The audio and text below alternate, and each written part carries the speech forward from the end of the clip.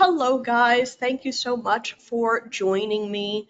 In this Shepherd Staff webinar, we are going to be going over some advanced reports in membership. So let me go ahead and share my screen so I'm not playing charades with you. Let's see. And it helps if I make sure I choose the right one. Okay, so here we go. So for this Shepherd Staff webinar, we're going to be mostly staying in membership, but also kind of going over the advanced reports and kind of the more customizable reports that you can export and print, as well as some of the membership utilities, based on just some tasks that you might have to do either at the end of the year or, just related to the membership records that are in the database. So thank you for coming. And so just as a reminder, our webinars are all recorded because, yep, I did remember to press that record button. So they are all recorded. So even if you have to, leave early, all attendees will receive this recording. And we will also be offering this recording on our help center, and it will also be available in the Shepherd Staff software itself under training and then under videos for supported customers. So you're definitely going to have access to it afterwards if you need to. My name is Taylor Brown. I've been here for about 5 years now, a little over 5 years. Been really enjoying working with all the church folks. So thank you all for keeping me in business and offering this job to me. So I really appreciate that. During this webinar, since I am a diva and I have to be the one that's talking all the time, all phones and microphones are muted. But if you do have a question, please feel free to go into that little questions area in GoToWebinar and just type in that question, and either I will answer it during, at the end of class, or my manager, Rod Kyles here, he's going to be kind of in that chat area as well, and he'll be answering those questions as best he can while also juggling all the other support staff tasks that he has to. So please feel free, anything that's big, small, anything, even if you think it's just a really dumb question, please feel free to ask, because chances are someone else has that question, same as you. So no worries and no hesitation here. So for the overview for today, just as a little class agenda, we are going to be going over additional reports. Our previous webinar went over a little more like canned reports. We also have additional reports that offer a little bit more customization as far as what you can export and what you can select and what you can have for different information based on whatever your needs are. And this does include like our referential dashboard, and this isn't restricted to just membership information either. So we do have a dashboard that is available for just some quick numbers if you needed to. We'll also be going over things like mailing labels and selecting people, and then all of those different options available depending on what your needs are. We also have a mail merge capability so that you can export a spreadsheet of different information as needed. And then we also have a built-in report writer so that you can actually choose specific fields that you want in a specific report.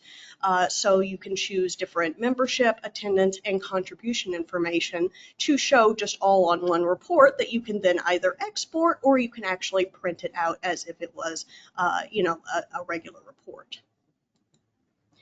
Then for the second half of our time together, we're also going to be going over some membership utilities. So primarily in the membership module, there are some utilities that are available for cleaning up records and for just general update information. And this can include things like defaults if we needed to. So when we're creating, new records, there are just some defaults that you can add in there.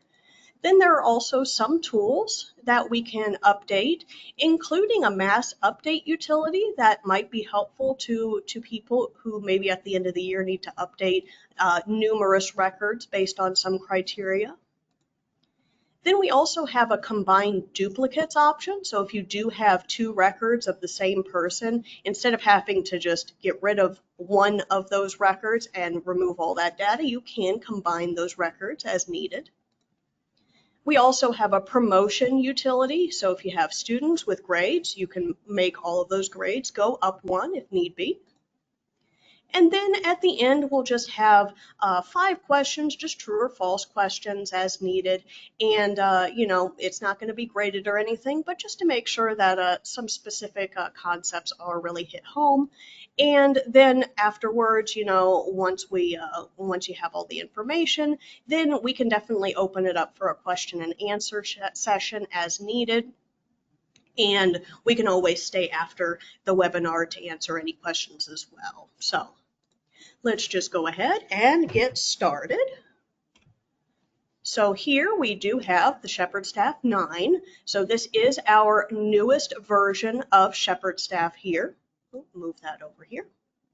And so it is 9.1, and you can always check for updates as long as your database is registered and you have an active support contract. So you can always check for updates, and we'll also be here at support if you have any difficulties with that. But going ahead and logging in as a system administrator, I will have access to everything. So if you have one login that has different permissions, depending on what your job is, you might see some things that are a little different or see things that you might not be able to see regularly. But as a general consensus, this is exactly what you would see when you go into a 9.1 Shepherd Staff program. So just to start out here, we do have this large menu options. Over here, we have the different modules for all of the different areas of the software. Then we also kind of have subgroups, and then we also have reports here. And that's kind of where we're going to be focusing on today, would be these specific reports. So first, we have what we call a dashboard, and this kind of gives you just some quick reference data if you ever just needed just a quick little look to see exactly what kind of behavior or just what kind of health your database and your congregation is at. So clicking on here, we'll go ahead and open this up. And you'll see that this dashboard does have 3 tabs, one for membership, one for attendance, and one for contributions. Most of these views, it's mostly just referential, so you wouldn't be able to just flat out print directly from the dashboard, but you would be able to kind of copy or export directly to Excel if need be. You can also copy a graph and kind of paste it into a document if you needed to show some sort of report on exactly what your membership is looking like.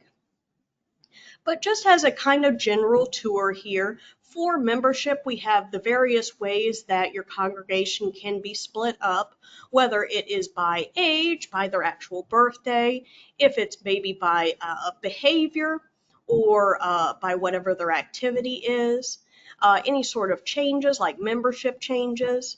If you're looking for just some various counts, just on just how many people it is that you have, then you do have that just as a general count. We do have that in the parentheses here.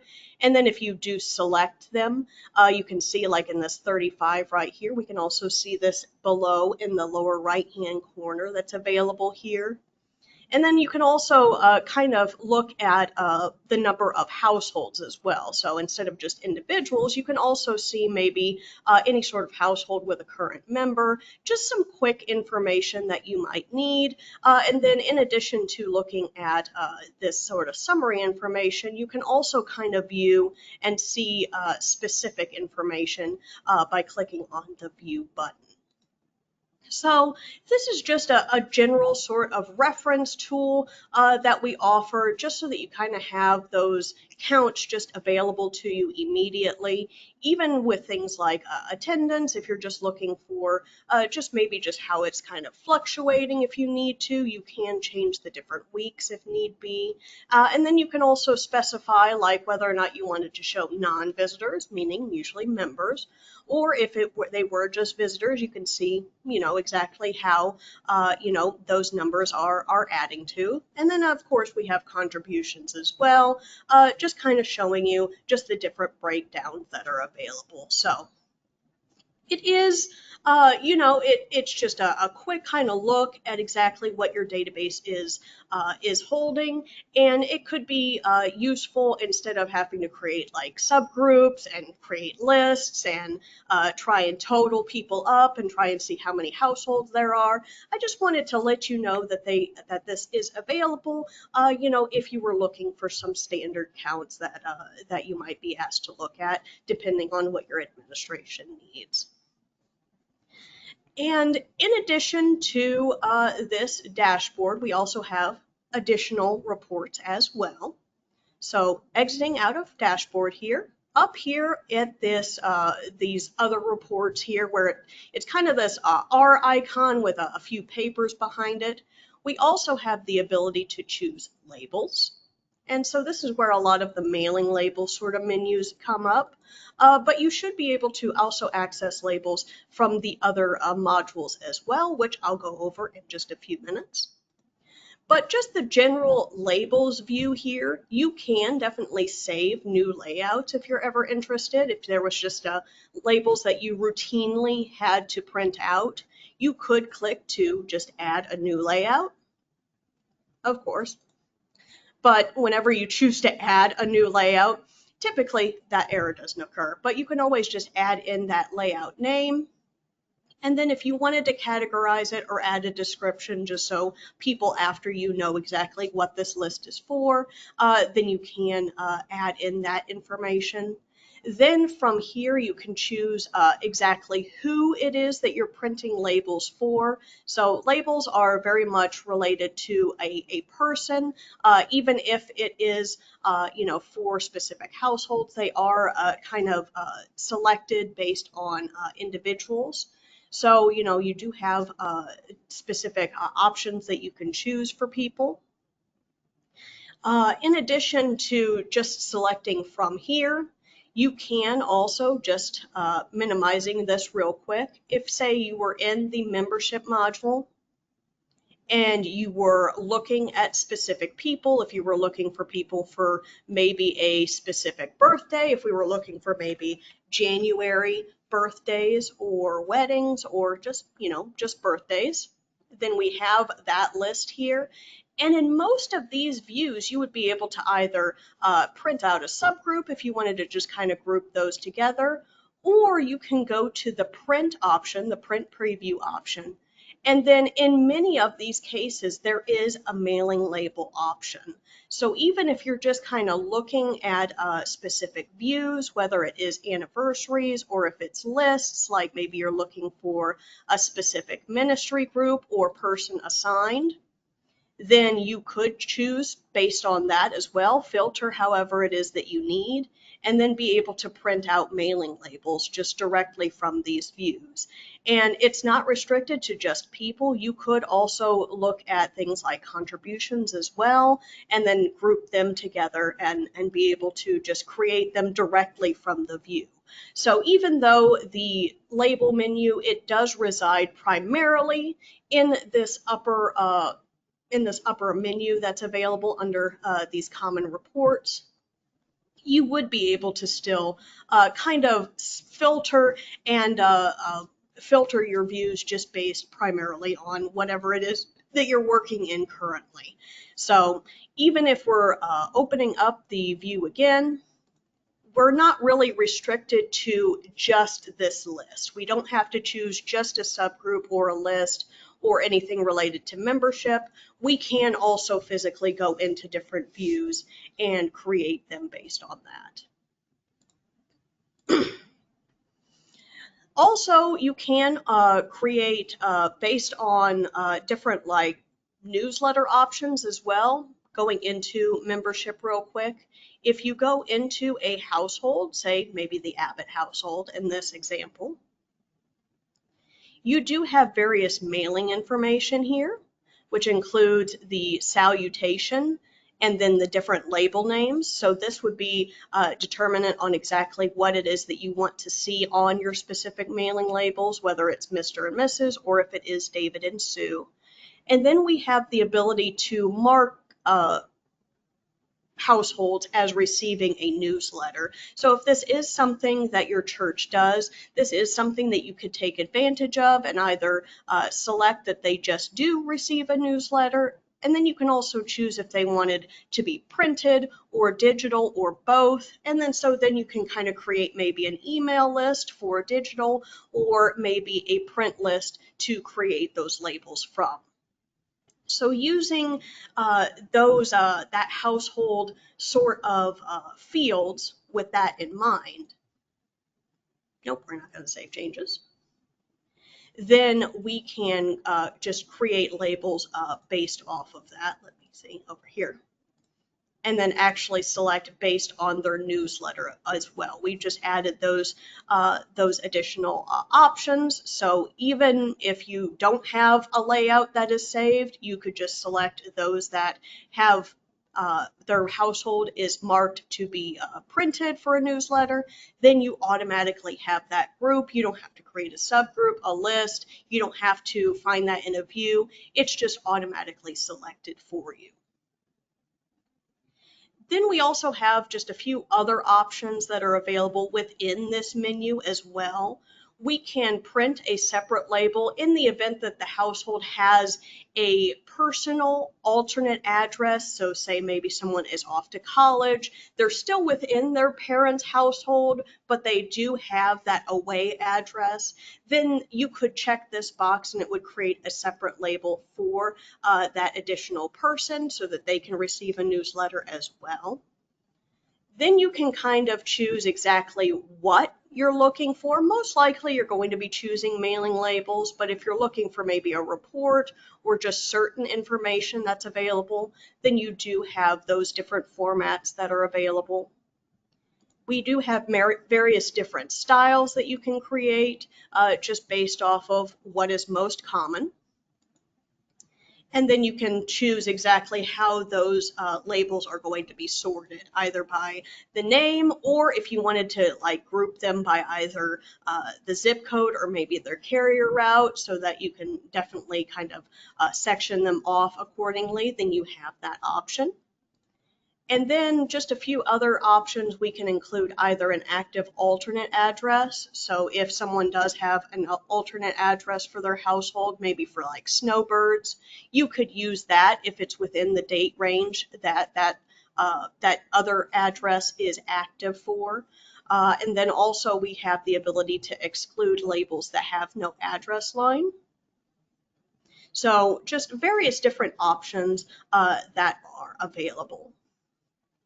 And then we get to choose what the addressee is available. So when we were looking at that household record, we had not only the salutation, but then we had two different label names. We had the Mr. and Mrs., and then we had the David and Sue. So as long as those are consistently put in, then you can choose a mailing name style, where the mailing name style would either be the first one, which in our case would have been the Mr. and Mrs., or the style 2, that would have been the second label name, the David and Sue that we had seen. And then we also have the salutation that is also available on the household record. So they're all basically, they're used in the same way. They're just various different formats so that you can kind of choose exactly which ones it is that you want to use. And as long as they're consistent, you're not doing it wrong. There's just so many ways that you can address it, pun intended, and you can just use it however it is that your administration needs it to be. In addition to that, if you're just feeling that, maybe those label names or those salutations aren't working, then you can also just input, choose whatever format based on whatever their actual name is. So if you just wanted to use just their name, just their first and last name, you have that option. If it's like maybe a preferred name or a nickname, you have that. And then also if like maybe they are a child that you have selected here, so maybe for people who are in Sunday school, you could also choose just the parents of whoever it is that you have chosen to make those label names more correct and just save just a little bit of confusion depending on whatever it is that you need these for. And then you can also add in current resident if all else fails as well. So there are just the various different ways that you can choose something, and then just some of the different formatting and printing options. If you're using multiple labels, you can choose to repeat that label. And then the various other options here are pretty self-explanatory as far as like suppressing barcodes if you're using intelligent barcodes, and then also any sort of other format. Then whenever you are going to print these labels, whenever you see this print button anywhere in the Shepherd Staff software, it's always going to take you to a print preview before it takes anything to your printer. So you don't have to worry, you're always going to be able to see exactly what the report is going to look like when you have these selected. So clicking on print real quick, it will show exactly what those labels are going to look like before you actually go ahead and click to print or export if you needed to.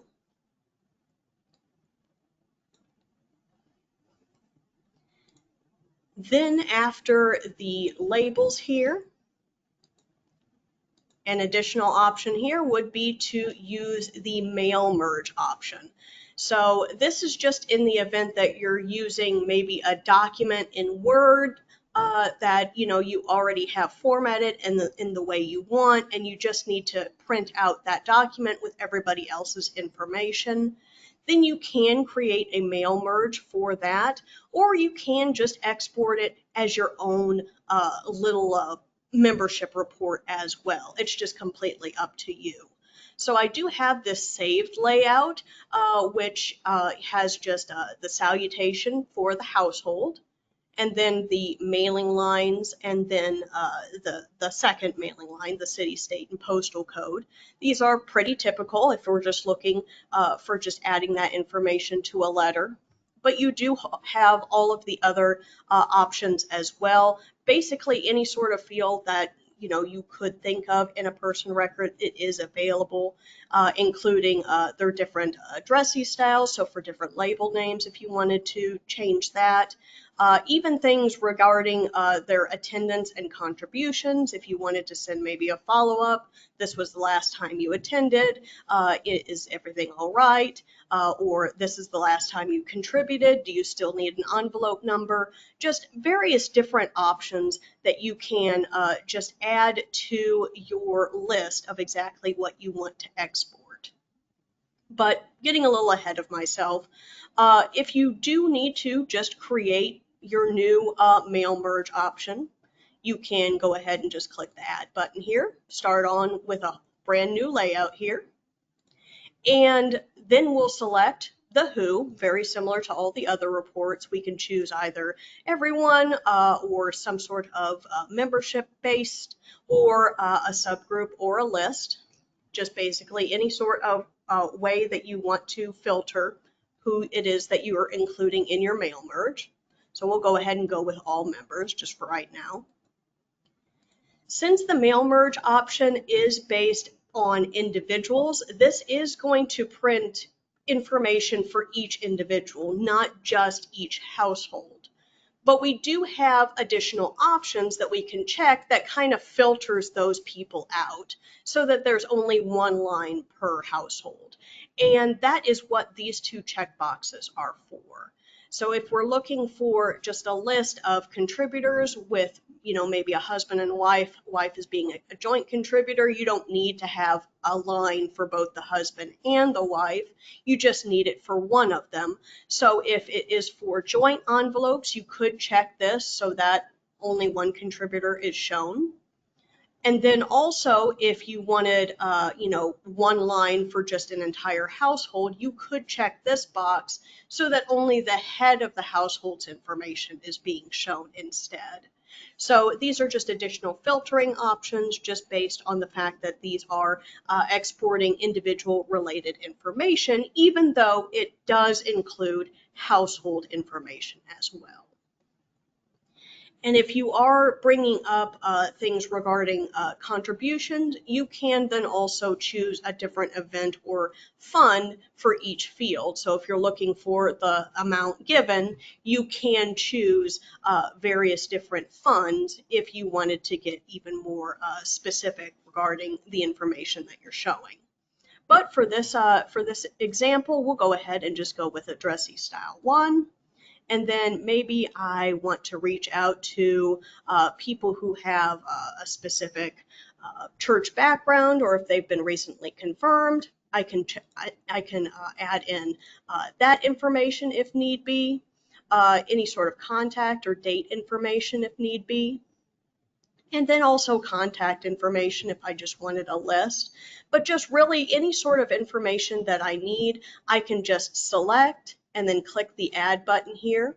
And as long as it is here on the right hand column here, that is what's going to be included in the mail merge.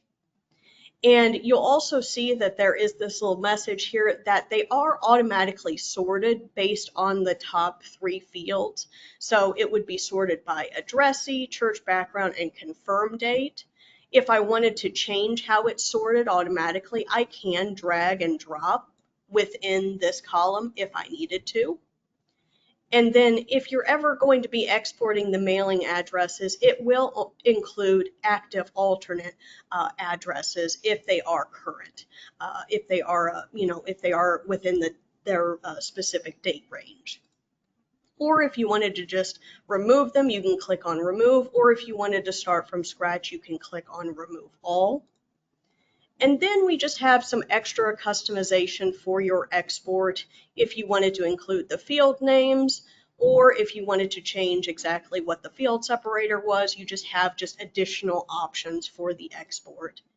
And then from here, you can either just send to a file directly, you can export it just strictly to a spreadsheet, which for most mail merge, especially with document software like Word, they interface pretty well with Excel.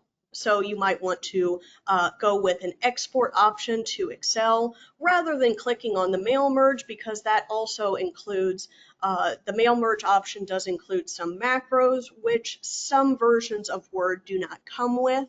So if if you're have any sort of doubt, you can always just export directly to Excel and then be able to import that into a mail merge into Word.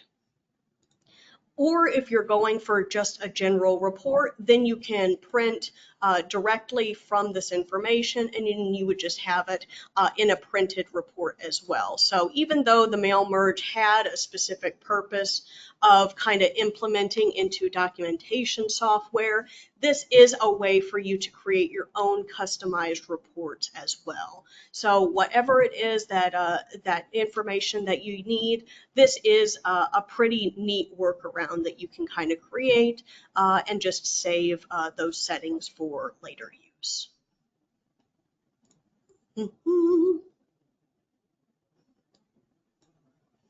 In addition to the mail merge, which is kind of more of an export sort of option, though you can print it, we do have a report writer as well that has many different customization options available.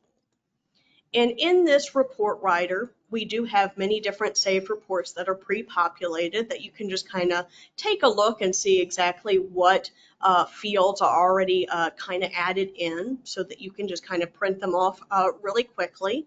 But if you're going to just add in a new report, we can click on add here, add in that report name so that we can save it for later. Say maybe if I want to have just a contact list including things like attendance and contribution information that might not be shown on like a phone book report or maybe the church directory.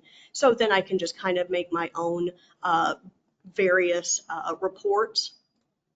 Here I can choose who it is that I want to include, whether it's going to be everyone, everyone except removed. Maybe I want to contact information for visitors, so I'll go ahead and select visitors, just anybody who has a participation of being a non-member and also a participation of being a visitor. Then to add in your new fields, it is restricted to 10 fields just for this report, but you can click on the left-hand side and kind of select the field it is that you want to include. So if we first wanted to include their name, which is a personal information, so I'll click on personal to kind of filter it. We have various setups for names, but I'll go ahead and go with first and last short. That seems pretty straightforward, so I will select that. Then I can add in their contact information, whether it's their address, their primary address if I needed that. Then I can go further and add in contact information relating to maybe their home phone number if it's not private, and then also maybe their cell phone number. And then finally, let's go ahead and put in an email address, and we'll select the personal email address for that. And then maybe just for the sake of a report, maybe I want to add just kind of like a little space here, just so I can make it look a little prettier. I can choose a text option and just kind of make one row just specifically maybe just dashes, just to make it just a little prettier. And then maybe I can select maybe attendance information, the last time they attended, type 1, which when we get into attendance later, that's usually a worship event. And then I can also go even further and say maybe the last time they have given, if I scroll down here, let's see, last offering date or maybe days given. Anything that I'm really interested in, maybe if I want to say maybe just amount given this year or just last offering date, that'll work. So then I just kind of have a list of, how to contact these people, when they last attended, when they, last offered. And, since they are visitors, I already know their membership information, them not being a member.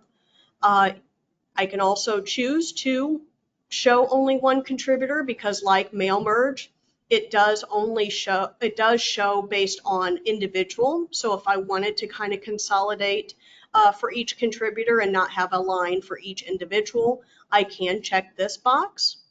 And then I can also select an event or a fund if I wanted to specify a specific event or offering date for a fund or for an event if I needed to.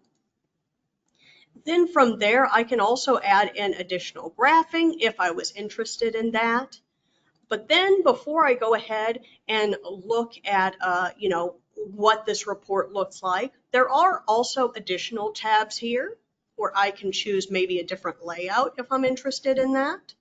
And, I can choose different organization on how something is laid out, whether I wanted portrait, landscape, or if it was more of a kind of a specialized sort of report.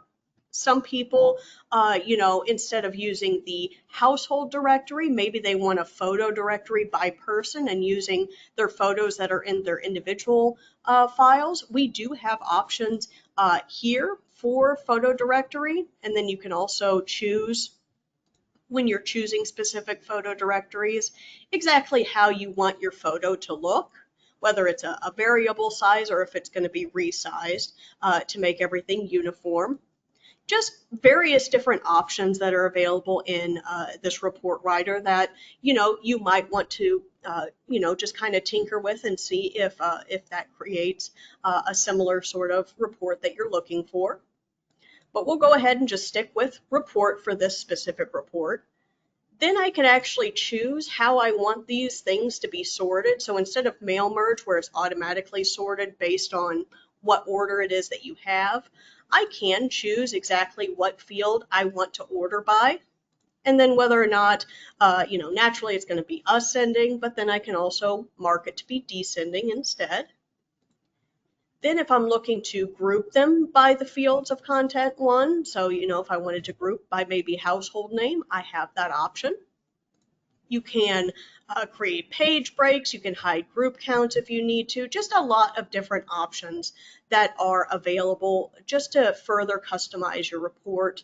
And then finally, we do have just the additional graph options if we had more numbers-based information that we have selected. But with everything that we have selected, we'll go ahead and click on print. And we have that list that is available. And then we do have that dotted line that is here so that, we just have that little space if need be. But it also could be maybe just a space for something to be added as well. So those are just kind of the various ways that you can create your own report. And when you do have all of these already set up, once you have your new report set up the way you want, you can save it so that then whenever you go back to this report writer, you have that contact list or any other report that you create just available to you.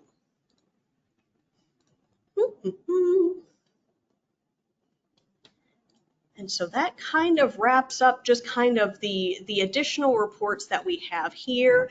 In addition to those reports, in the various views, again, like the mailing labels, we do have the ability to print and export from most of our other views as well. So, even if it doesn't have report in its name, please don't think that, it is just what you are restricted to. We do have just various different options here for all of the different views and not just restricted to the membership module as well.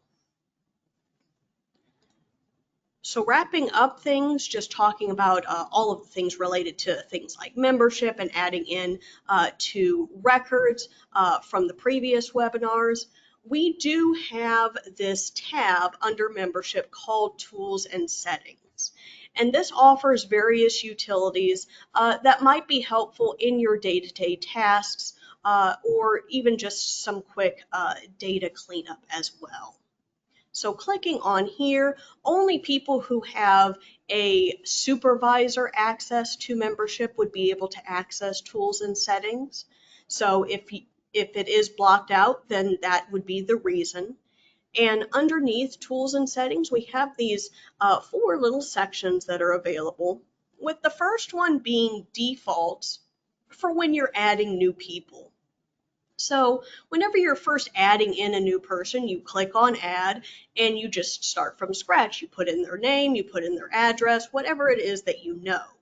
But typically when you're adding in people, it kind of comes pretty common that they're usually within the same area. I mean, here in St. Louis, typically people come within the Missouri area to St. Louis churches. So you do have the option to include defaults that are automatically included when you add in a person, and you can always change them if need be.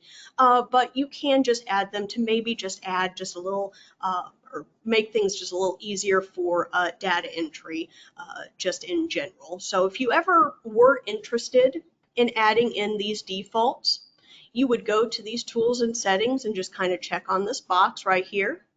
And then you can kind of add in any typical address information that you have. So if I wanted to, I could add in St. Louis, MO, postal code. What is the postal code here? Oh, 63118. So then I can just add in that information. I can also add in my country if you're kind of going past the border, or even the county if you're interested. If you wanted to automatically mark someone's household as receiving a print newsletter, or maybe a digital one, or just none, just whichever one it is that you prefer. So then you don't have to go in and physically mark it if they're interested. Then you have that option.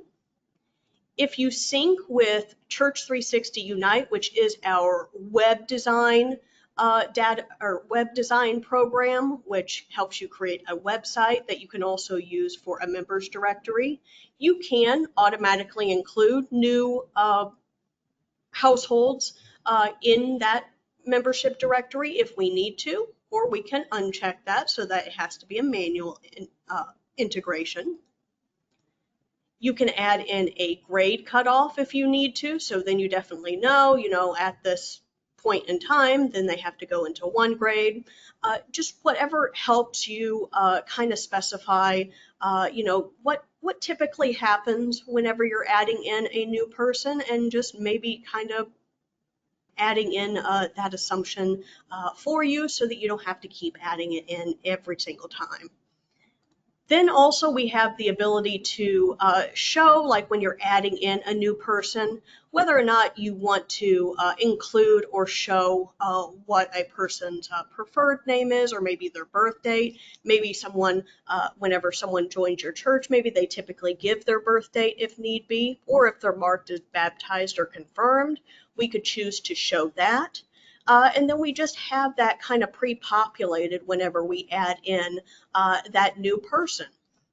So using this just kind of as a general example, I'll go ahead and save these defaults here so that when I go into people and we have a new family that is coming in, so we'll go ahead and click on add here. And so it kind of updates exactly what information I can add for this new family. So if I wanted to add in a new Brown family and wanted to add in Taylor, not only can I add in the sex, household position, and their membership status, but then I can also mark their birth date if I was interested in that, and then also when I go in further, I can add in their baptism and confirmation information as well, just directly from this window, as opposed to having to just save it and then go to the edit window to add in that extra information. So, it just kind of pre-populates that information just as you need, but you can certainly change it as needed.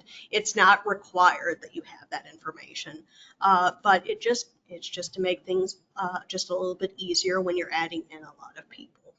So that would be the first kind of tool or utility that is available. Then we also have the ability to customize your field names. So with a lot of the different field names, most of them are pretty self-explanatory, but we also have things like life first. Maybe that isn't, maybe if in some churches that isn't inherently obvious what that is. Some people prefer to call it like a confirmation verse, or whatever Bible verse really speaks to that person and they want to denote that. If they ever wanted to kind of maybe just kind of tweak what some of these field names look like, they can check this box right here and choose the field in question. So instead of life verse, maybe I want to choose confirmation verse to make things just a little bit easier. And then I can save that option so that the next time that we go into a person's record after we start Shepherd Staff again, then we'll be able to see that field name change.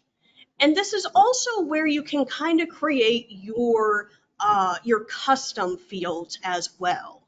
So when you look in a person's record, we're going to mess with David again. Underneath, let's go to David, there we go. So we have all of this personal information, including things like life verse. Then we have the church information, which is how his relationship is with the church, addresses, contact, family, work, and school. All of that is pretty self-explanatory. And then we have an area called Other, and this is where you can create custom fields. And there are 3 of each based on whatever your needs are. So we have 3 options where you can create just a list that you can select from a drop-down menu. We have 3 text fields that you can customize, 3 date fields that we can customize, 3 check boxes that you can customize. And then we also have medical allergies as well. That is just an extra sort of field that you can just add in that information as needed. So this is what is kept in mind not only for a person's record, but also when looking at the Abbott household. You also have other options for the household as well. So we do have that available for customization. And from here, you can customize those names as needed. So if we needed to add in a specific yes, no, then we can specify that. Let's see. And maybe we want to specify if, nope, not the household. Maybe I want to specify if someone is maybe a voting member. Something that, might not be obvious in the participation option, but I can make that into an actual checkbox. So if I wanted to go into the yes, no category here, and it will let you know if it's going to be for the person or if it's going to be for the household, then we can kind of change that into voting member, question mark, and then save that option so that whenever we close and reopen, please on this side.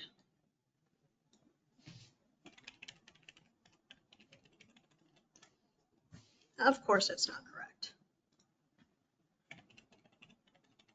There we go. Then when we go back into that person's record, we can see that that checkbox has been renamed. So we can see that that is voting member, and then also that life verse has been changed to confirmation verse. So just extra customization as needed. If you need it, great. If you don't need it, then you can just ignore this option. And then furthermore, we do have these other data related tools as well, which I think will definitely help with some of the year-end sort of cleanup, and then also looking at just various data entry issues, just making sure your reporting is accurate. And with these specific utilities, since they are creating new information in mass, for any sort of utility, we do recommend that you create a backup of your database before running any utility. And this could be any sort of cleanup utility. This could be in the mass update option. This could be anything, because once the utility is run, there isn't really an easy way to undo that rather than just restoring a backup and just kind of going back to where it was. So we do definitely recommend creating that backup. In fact, whenever you're looking at any of these sort of utilities, like maybe data cleanup, the utility is going to let you know that it is going to be making permanent changes or deletions, and as a precaution, are you sure, did you make a current backup? So it's just one extra just sort of redundancy in addition to also being able to update that information as needed. So as far as the tools are concerned, for data cleanup in any of the modules, whether it's membership, attendance, contributions, finance, scheduler, cleanup is not required. It's not going to make your database that much smaller. It's not going to free up entirely that much space to really notice it on your computer. So if you want to keep historical information, then please, by all means, you can do that and just use your various filters and subgroups to make sure that you're selecting people who are accurate. So this data cleanup, it is completely optional and it does not have to be run at all, but just due to people who want to purge certain historical records, it is available here. And looking at the data cleanup option here, we'll say yes for this instance. You can choose people who have a removed by option and then a removed by date. You can select exactly who it is that you want to get rid of. So if you have someone who was removed and you marked it as being removed by deletion, or if it's just a kind of like a duplicate record that you didn't need, but you for some reason you were excuse me, you weren't able to delete it, then you can purge it from here.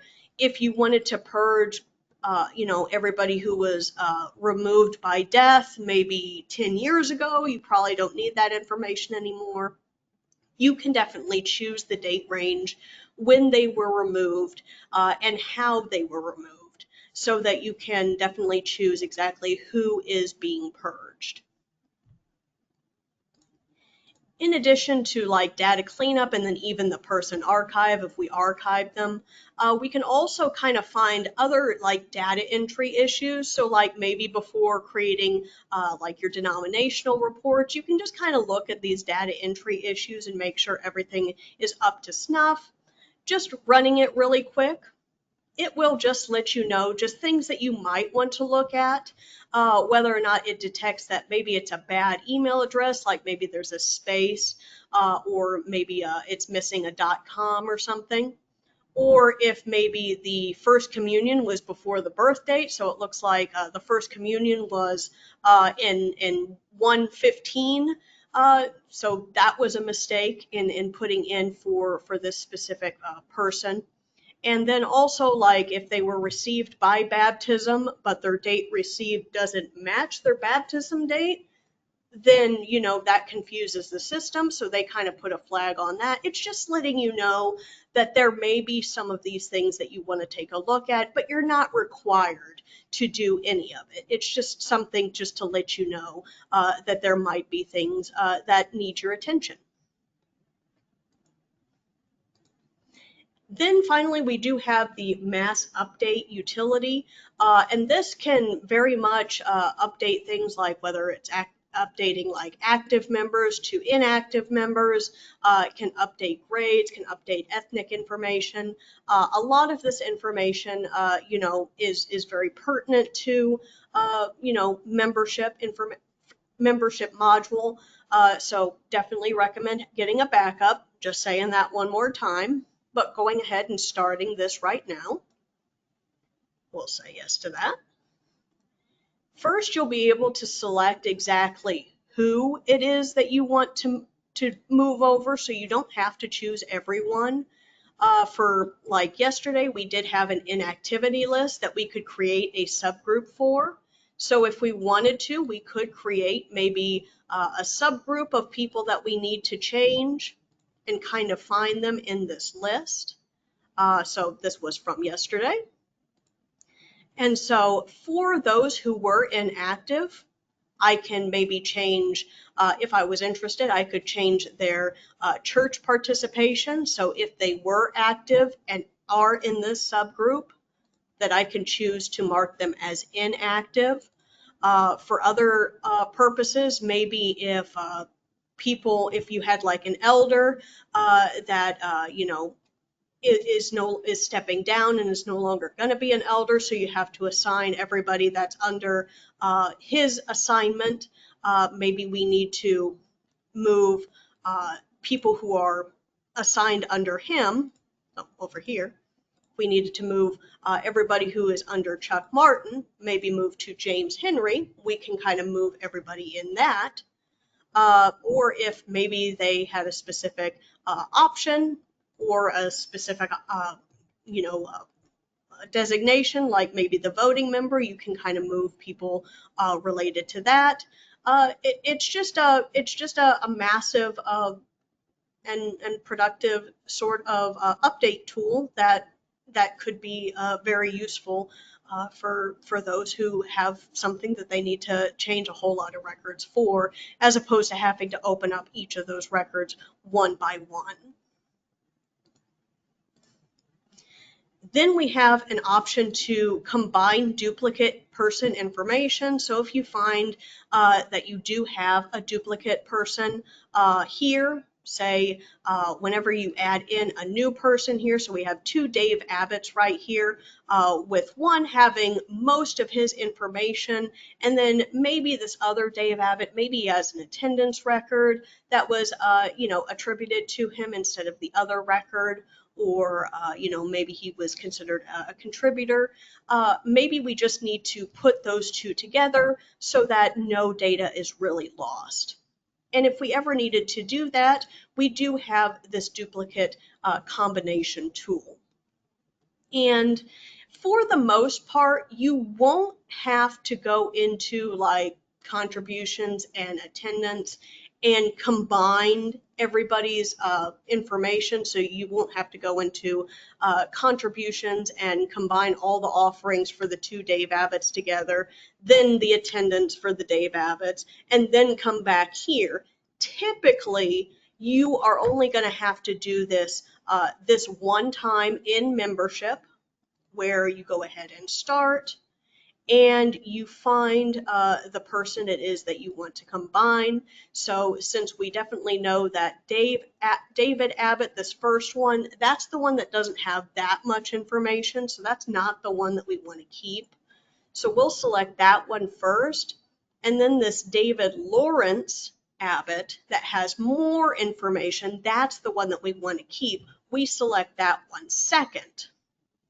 And if there is any sort of doubt, you can go into the person record and kind of edit their name, like put an X at the end of their name and let them know that this is definitely a duplicate if we wanted to do that.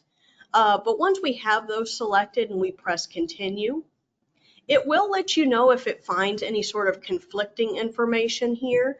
So with the first Dave Abbott, the duplicate, he doesn't have any membership information. He's just listed as a visitor, while the other Dave Abbott is a member. So it's not really sure what information it wants us to keep, so to speak.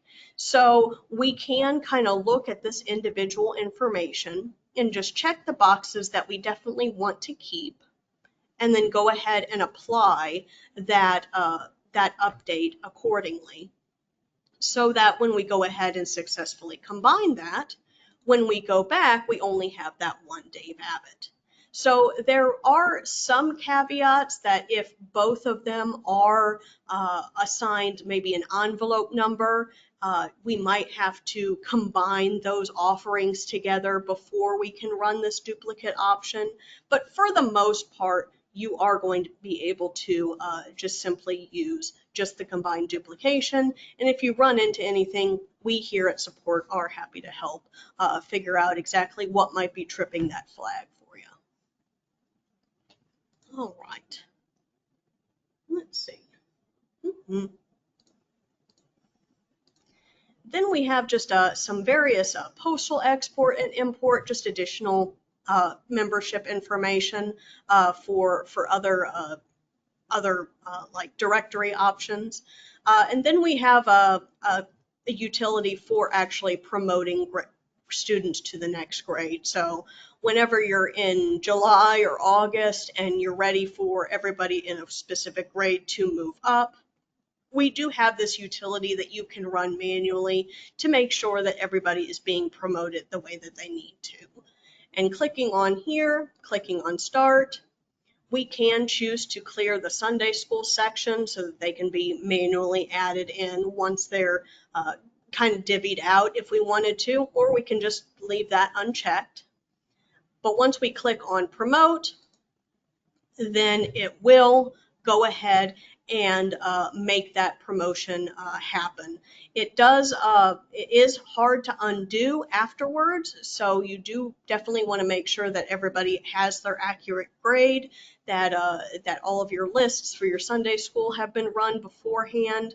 But if you did create a backup before running this utility and there is anything, we can always restore the backup and then just go back before this utility was run.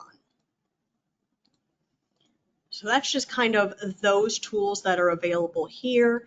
And then finally, we just have an extra data entry kind of specification where, it kind of flags or forces users to make sure that a membership code or a receive by date and date received is added in for members beforehand, just for extra redundancy to make sure your reporting is accurate. If you want to disable them, you can, but otherwise you can just go ahead and just keep these running. So I think for the most part, that is uh, the utilities, so to speak, for membership. So if it is okay with you, I'm going to quickly go through just a quick little quiz, and then if there are any additional questions, then I'll definitely address them after we end that webinar. So let's just go ahead and start on that quiz. Just a quick little quiz, just true or false. I promise it's going to be mostly painless. Then going to our first poll. The question is, mailing labels can only be generated using a list or a subgroup. Is this true or is this false? It can only be generated using that list or a subgroup. Mhm.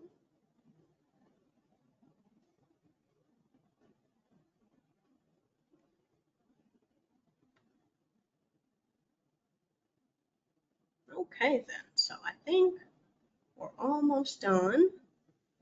So I'll go ahead and end that poll. So the answer is false. So it's not restricted to just the list or subgroups, but you can also choose the various different memberships under the Who drop-down menu. You can choose different newsletter fields. You can even choose Sunday school participation if need be. And then also from various different views, you can also print labels from there as well. So we try to make it as robust and available as possible so that you can generate your labels as quickly and as painlessly as possible. So thank you for participating in that. I have another one that's available. So the question here is, to combine duplicate records, users will need to combine the offering records, then the attendance records, then the membership data, all separately.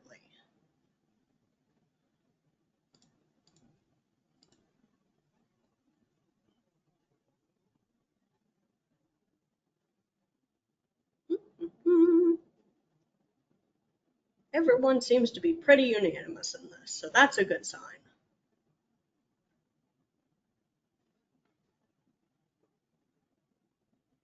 Okay, then I'm going to go ahead and end it.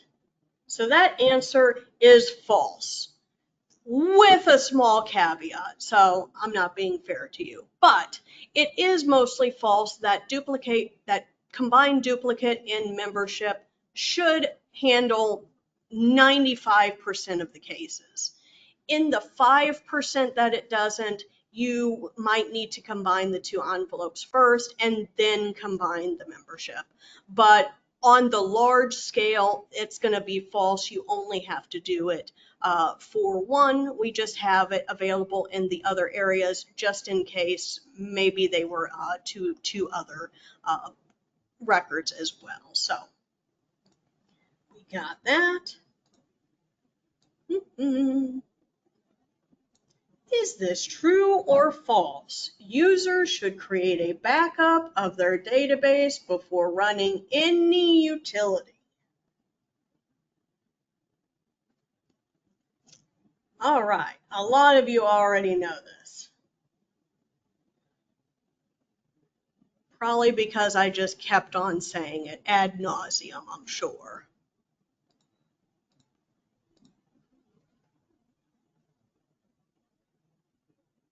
Okay, good call. No one said false. And that is a good thing because it is true. It is, you can always create a backup. You can create as many backups as you want. They're, they They don't they don't, take up a lot of space. If in doubt, I create backups constantly.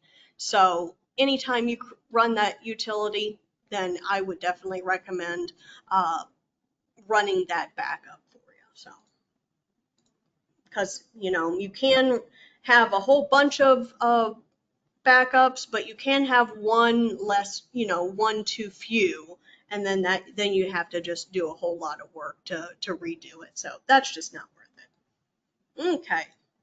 And another one is you can copy graphs from the dashboard to paste into documents. Is this true or is this false?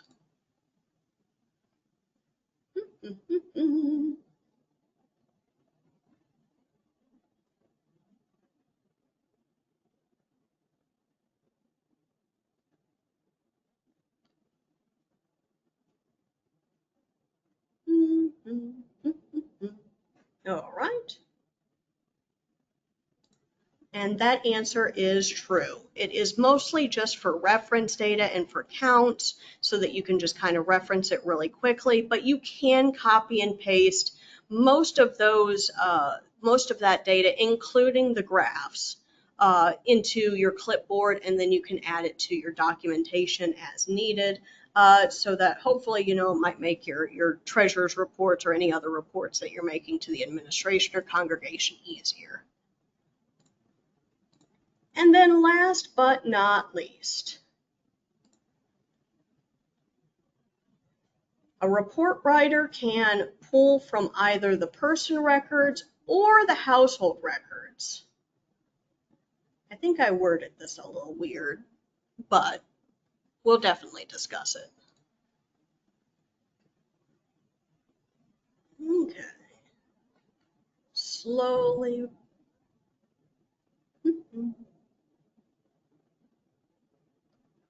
All right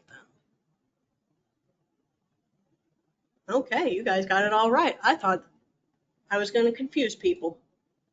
But that answer is true. It does pull, from individual person records, uh, but it also pulls from household related information as well, but it just has a line for each individual person. But there are those filters that reduce those number of records. So that is true. So you guys got that. And now I just kind of turn it over to you guys. Do you guys have any questions? If you do, then please go ahead and put them into the chat right now and we will get to them. If not, then you guys are free to go. If you have any questions or, ever need to contact us, we are available at that 1-800 number and then also at support@cts.cph.org. I do thank you so very much for attending this webinar. I hope you learned something. And if you have any questions, we will be here. So thank you for everybody who needs to drop off. And then for those who have questions, let's see what is going on. All right. All right, looks like Bob answered most of these. Let's see. So Lisa Harders is asking, sorry, just so I'm clear, there is no report generated when you do the data cleanup. Let's see. When we do that data cleanup, I don't believe a report is generated, but let me see real quick.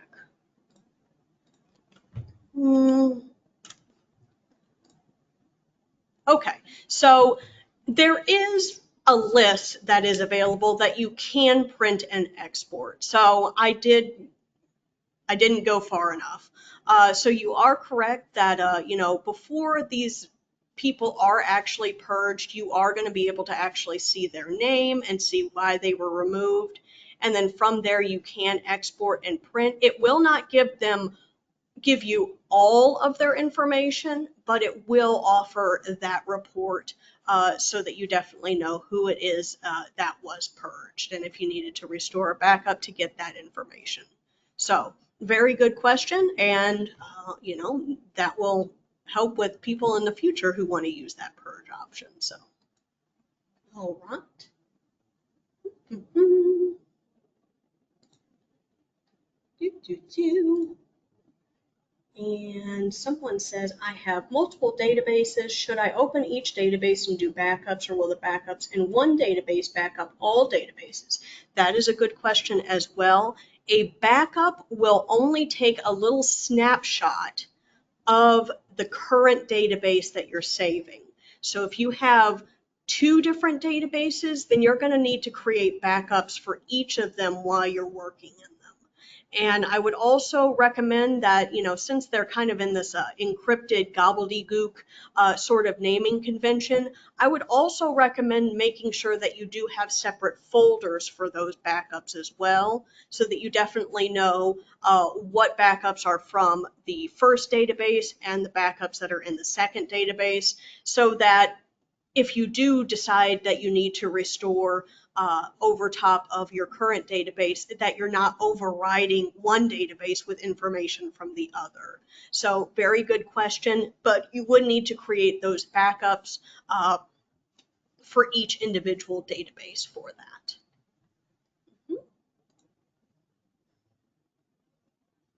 Okay.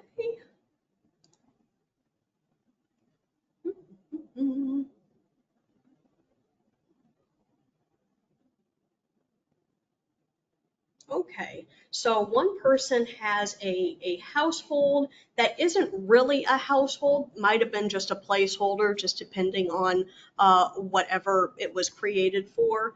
And, naturally with that household, you can't really delete it with a person in there. So you would want to go into that person, that fake person, and probably just add in a removed by option. So if you wanted to, you could go in and type in a remove by option, like call it deletion or something. So you definitely don't see that in like your denominational reports if you decide to keep it. But just mark it as just a deletion for the remove by reason, and then whatever date it is currently. And then you should be able to run that data cleanup, purge that person, and then, like what we did with David Abbott, it might be that that Abbott household is empty. But once that household is empty, you would be able to delete it from there. So, good question. If you did need to delete someone really quick, or some sort of household that you no longer needed, then you would want to remove that person. You can add a remove by reason even if they're not a member, and then run the purge, get rid of that person, and then you could delete that household as needed. So, good question on that. And also, if you're not sure on like the whole process or anything, or you're worried about messing something up, you can also reach out to us here in support, and we can help you with that.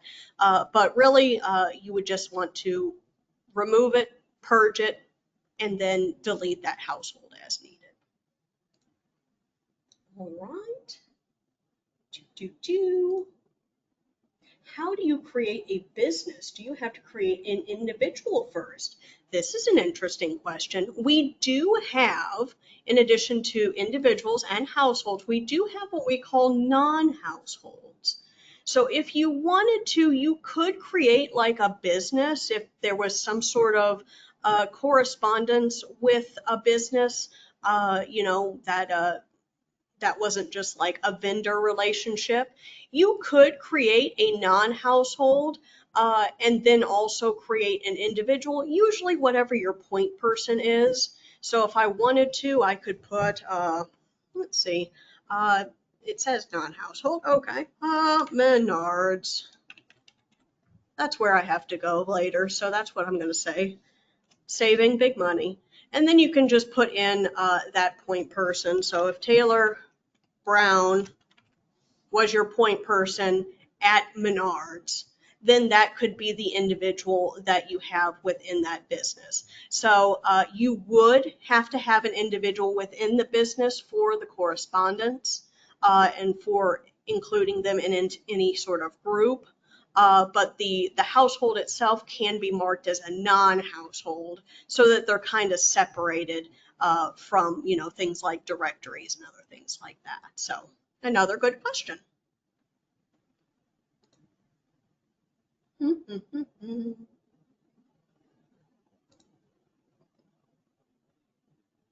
Okay. In addition to that business question, now we have, will they have contribution information? So yes, you can assign an envelope, or, if they don't give physically, you could give them just a large number. But you can assign the individual an envelope number so that then that business can make contributions. And then, like when you're creating that contributor, and you're choosing that person that you created, you can then choose a custom name for that statement as well. So, like when you're creating the contribution statement for a business with a point person, you probably don't want the point person to have their name on it. You probably just want the business name. You can create that custom name for the statements. So yes, you would create the non-household, you would create the point person, you would add a envelope number to that point person. They would give under that point person and under that envelope, and then when you add in that point person or add in their envelope, you can choose what custom name you want to actually be on the statements, so that when you generate the statement for that business, it has the business's name as opposed to that point person.